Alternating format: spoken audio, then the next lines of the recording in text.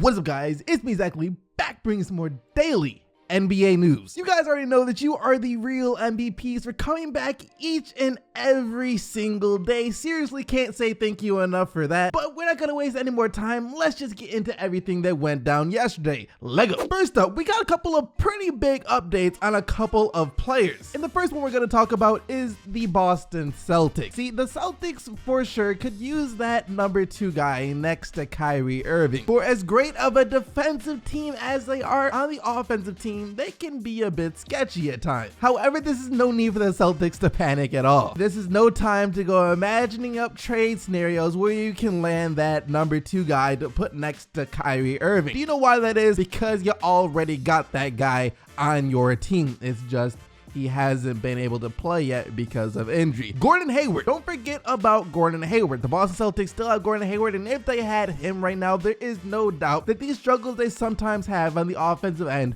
wouldn't be happening. So they just gotta wait until he recovers and can play again. And we got some more good news about that yesterday, as Gordon Hayward's wife released this video of him now shooting the basketball. See, this is a great sign right here. He is recovering extremely well. Now, those aren't jump shots, more of set shots, and he's still gotta take it slow. There's a big difference from being able to shoot like this at your own pace in an empty gym compared to getting up shots in an actual game. So this video itself doesn't necessarily mean that he's anywhere close to being able to lace up with the Celtics, but it's still a welcome sight. And I'm fairly certain that he is still way ahead of schedule, considering he just got injured 3 months ago. He's just now supposed to be getting out of a walking boot, and he's out here putting up shots. Moving on though, we got yet another player possibly showing signs of improvement, and originally I wasn't going to talk about this, all right? I was going to stay away from this because I had said before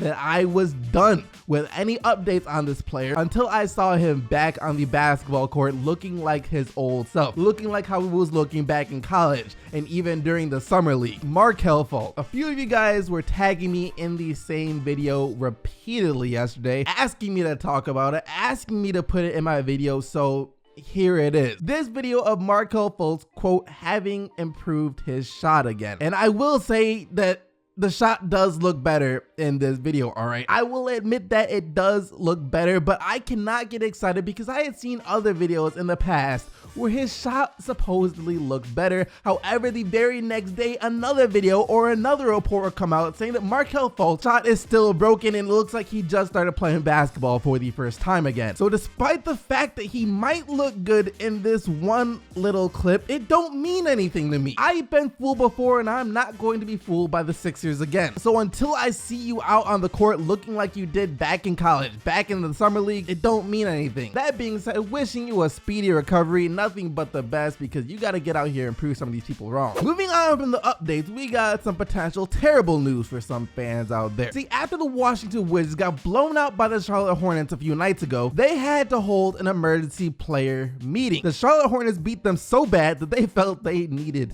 to hold a meeting. Cleveland Cavaliers, if you're listening to this, take notes, because it seems like you guys should be having these player meetings after every single game at this point. Anyways though, generally the point of these player meetings is so the players can hash things out. There might be some problems that need to be addressed. The players get together, address them, and overall hopefully boost the morale of the team going forward. That's how it's supposed to go. But the problem with some of these team meetings is that's not how it always goes. Sometimes instead of making things better, team meetings might actually make things worse, as that's what it seems it did for the Washington Wizards. Both John Wall and Bradley Beal came out publicly saying that the meeting the Wizards held did not do any good for the team and actually did more bad. We had our team meeting. A couple of guys took it the negative way and it hurt our team instead of taking it in a positive way like we did in the past and using it to build our team up. It kind of set us back a little bit. Players already had a chance to speak their mind. And if games like the Charlotte loss happen again, then 14 guys sitting in the locker room will not be able to fix it. Wall then extended his index finger to the ceiling and suggested the issue would have to be promoted to a higher power. Upstairs,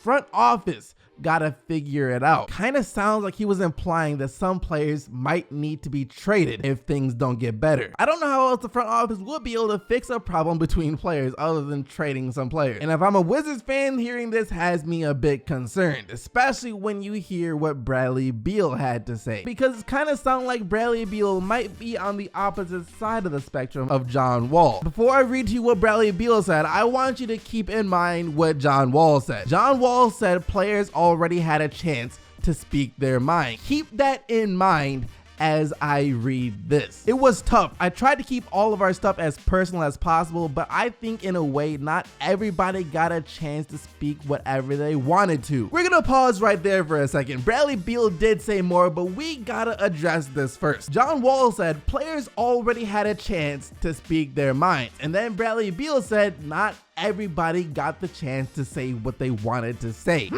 That's pretty interesting. And now here's what else Bradley Beal had to say. They didn't want to bring up an issue or something they had a problem with on the team. Regardless of what may be going on, as men, we've got to be able to accept what the next man says, be respectful about it, and move on from it. I think it was one of those situations where we didn't necessarily get everything we wanted to get accomplished. Honestly, it was probably, I won't say pointless, but we didn't accomplish what we needed to accomplish in that meeting. So once again, you had John Wall saying everyone got a chance to speak, but then Bradley Beal saying not everyone got a chance to say what they wanted to say. I don't know what's going on with the Washington Wizards internally, what players have a problem with what or even who, but from what I just read and from what I know now, it seems like some of the players, maybe even Bradley Beal himself, might have a problem with John Wall. And even Wall might know that some of the players don't necessarily like the way that he's doing something, and his solution to the problem sounds like trading the players that have a problem with him. I don't know though, like I said, that's just my view from the outside looking in. What do you guys think about this? What do you guys think about all the news from yesterday? Because that was all the news from yesterday. Let me know down in the comment section below. But now let's take a quick look at the games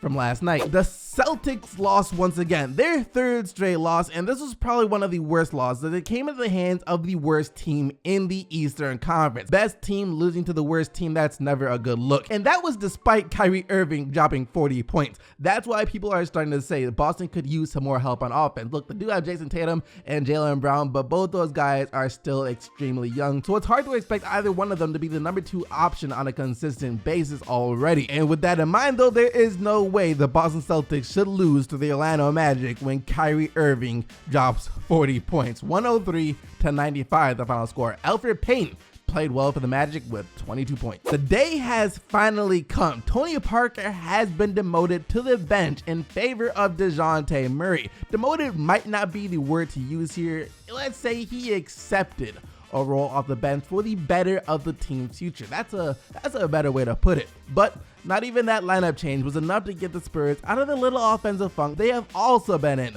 Another game went by where the Spurs just weren't able to hit any shots as they lose 94-86 to the Pacers. The Pacers won both their matchup with the Spurs this year, and Oladipo had 19 for Indy. The two guys the Lakers are trying to trade are the two guys that have been responsible for the Lakers winning as of late, Julius Randle and Jordan Clarkson. I'm really surprised that they haven't been traded yet because they're both young players who could really help out a bunch of other teams. They got the Lakers their second straight win yesterday. Randle with a huge 27 point, 12 rebound, and 5 assist performance, while Jordan Clarkson made NBA history, I guess, as he was the first player to come off the bench since the NBA started recording steals like 40 years ago to score 29 points, dish out 10 assists, and get 3 steals. I'm not trying to take anything away from Clarkson. I think he's a really good player, and I wouldn't be mad at all if I Pistons were to trade for him, hint, hint, wink, wink. But that NBA record is one that no one is going to remember. 127-107 the final score over the Knicks. Speaking of the Pistons though, see,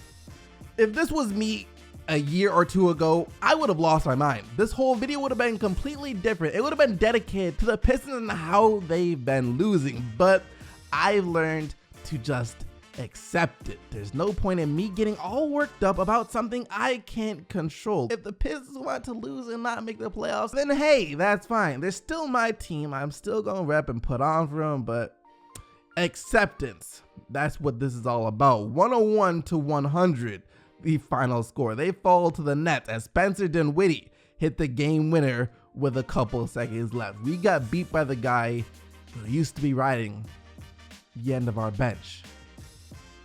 Acceptance. That wraps up all the action from yesterday, though. Hope you guys did enjoy it, and if you did, don't forget to smack that like button and subscribe so you don't miss more daily NBA news, and to join the quest to 200K hashtag a milli in a year. Remember to vote for the player of the day, but also remember the only players whose team won are eligible to win player of the day, and yesterday that player was Russell Westbrook and his 23 points, 20 assists, and 9 rebounds. Thank you once again for watching, though. I'll see all of you guys right back here tomorrow for more NBA news, but until then, I'm out of here. Peace!